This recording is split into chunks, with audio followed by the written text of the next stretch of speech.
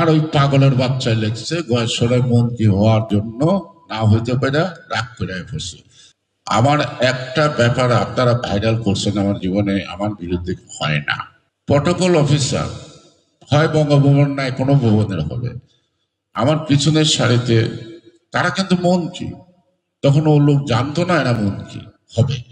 আইসা বলতো যারা মন্ত্রী তারা সামনে বসেন, যারা মন্ত্রী নন তারা পিছনে যান।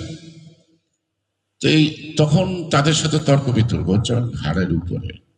এক পর্যায়ে সে বলতেছে যে আপনারা যদি এখানে না যান তাহলে আমি SSF ডাকবো, তার মানে পুলিশের দাঙ্গা করবো। কত বড় ননসেন্স হইলে এরকম একটা অনুষ্ঠানে এই শব্দ ব্যবহার করতে পারে। তখন আমি আস্তে করে উঠে চলে যাচ্ছিলাম, যাওয়াটাই স্বাভাবিক। তখন ওরা আমাকে থামাচ্ছিল, সিনিয়র হিসেবে দেখতে এম্বারাসিং, আমরা যে সিন ক্রিয়েট করো না, যাই। আমি পিছনে বসে শুনছি, আর ওই পাগলের বাচ্চা লেখছে গয়েশ্বরের মন্ত্রী হওয়ার জন্য, না হইতে পারে রাগ করে বসে।